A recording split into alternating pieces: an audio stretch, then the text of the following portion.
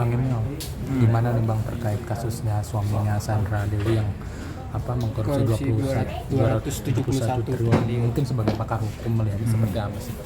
Jadi gini, menurut informasi nih ya, yang saya dapat dari media juga sebenarnya, itu saat ini informasi yang keluar di halayak ramai cuma informasi dari satu sisi dari pihak kejaksaan.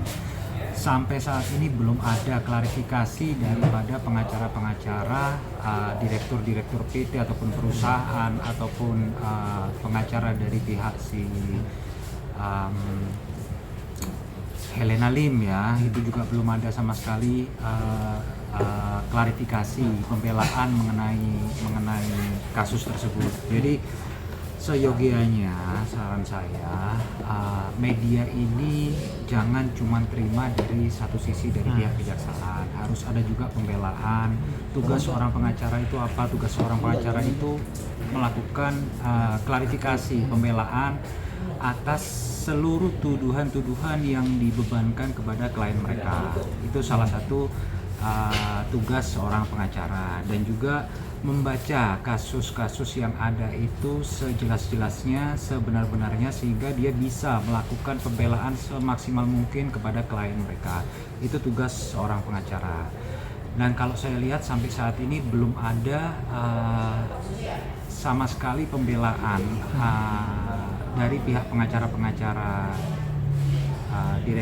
baik direktur ataupun pengacara-pengacara yang memegang kasus ini, yang menjadi kuasa hukum dalam kasus ini, belum ada klarifikasi sama sekali. Sehingga semua narasi-narasi yang ada ini saat ini narasi dari pihak kejaksaan. Masyarakat cuma menerima pemberitaan sepihak pada saat ini.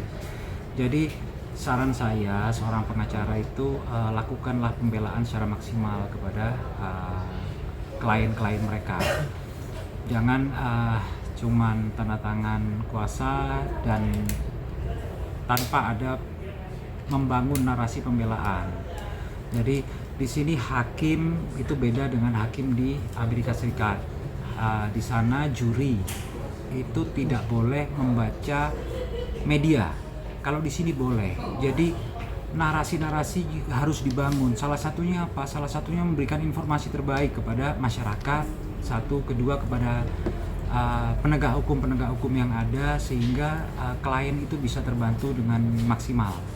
Bang, ada beberapa penegak hukum Bang ya, katakan mereka perkumpulan pengacara itu datangin Kejagung untuk mendesak pihak Kejagung memeriksa Sandra Dewi Bang. Tanpa itu juga pasti akan diperiksa Bang. Ya, jadi gini, kalau misal untuk kasus ini, apabila ada bukti yang menyatakan bahwasannya ada aliran dana kepada Sandra Dewi bisa juga diperiksa. Tetapi sepanjang Sandra Dewi tidak mengetahui kasus ini, jadi orang yang tidak tahu bahwasanya seperti Sandra Dewi ini tidak tahu suaminya itu dapat uang dari mana, apakah dapat dari korupsi ataukah tidak, itu kalau dia tidak mengetahui, dia tidak bisa disalahkan, kecuali dia ikut serta baru dia bisa disalahkan. Tapi Kejaksaan Agung di sini juga bisa memanggil untuk memeriksa. Tujuannya apa? Untuk mengetahui kemungkinan keterlibatan Sandra Dewi. Tapi hukuman apa sih Bang yang pantas buat mungkin suami Sandra Dewi? Saya nggak bisa ngomong hukuman apa yang pantas ataupun apa. Saya nggak bisa kasih statement di sini. Jadi di Undang-Undang Korupsi udah jelas disampaikan bahwasanya hukuman 4 tahun minimal. Nah, maksimal bisa sampai seumur hidup. Tapi apakah benar mereka bersalah atau enggak, kita nggak bisa tahu. Karena apa? Sampai sekarang belum ada pembelaan dari pengacara-pengacara mereka. Belum ada pembangunan narasi di luar oleh pengacara-pengacara mereka. Nah, akhirnya apa? Yang kita tahu memang mereka bersalah. Ada kerusakan lingkungan yang mengakibatkan kerugian negara sebesar 270 triliun seperti pemberitaan. Nah, kuncinya saat ini para pengacara-pengacara ataupun penasihat hukum dari mereka ini seharusnya bisa melakukan pembelaan sejak dini dari data-data dari berkas-berkas yang ada. Apakah mereka benar terlibat, apakah memang itu benar korupsi, ataukah ini cuman kasus perdata. Nah kalau ini cuma kasus perdata, sedangkan pengacara-pengacara itu tidak melakukan pembelaan secara maksimal, kan kasihan klien gitu loh.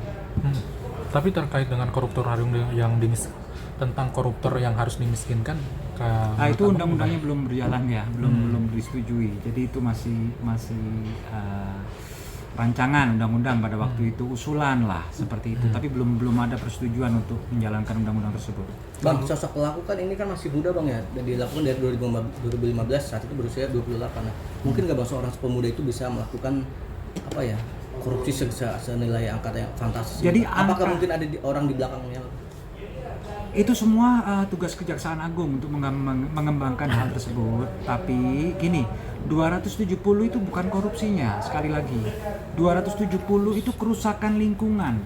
271 triliun itu penilaian kerusakan lingkungan yang dilakukan oleh Kejaksaan Agung dari analisa lingkungan. Jadi seperti itu. Jadi bukan korupsinya sebesar itu, bukan. Itu makanya misleading seperti ini harusnya ada pembelaan gitu loh. Harusnya ada klarifikasi dari pihak-pihak pengacara mereka, dan mudah-mudahan insya Allah segera mereka seharusnya melakukan pembelaan dengan jalan yang terbaik buat klien-klien mereka. Terkait dengan ada yang minta terkait suami Sandra Dewi ini dihukum mati, gimana bang pendapatnya? Mungkin bang. Untuk hukuman mati nggak ada ya aturannya untuk ke sana ya. Ya untuk kasus ini kayaknya enggak lah. Bang, apa emang belum ada bang koruptor dihukum mati di Indonesia? Di Cina udah ada bang? Iya di Cina udah ada. Kayak kita kan pakai hukum di Indonesia, bukan hukum di Cina.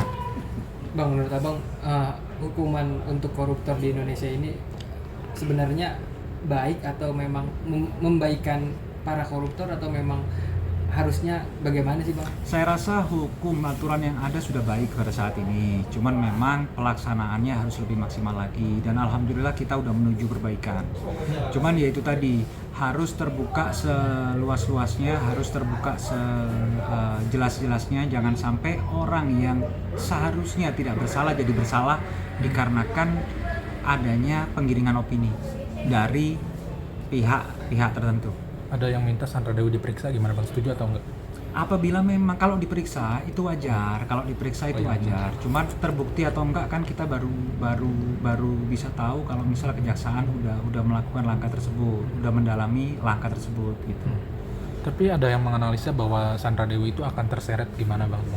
Ya, kalau analisa terseret atau tidak itu nanti Kejaksaan Agung yang menilai. Kejaksaan Agung yang memeriksa apakah ada bukti keterkaitan, aliran dana, pengetahuan, turut serta dalam korupsi tersebut, kalau memang tanda kutip itu adalah korupsi.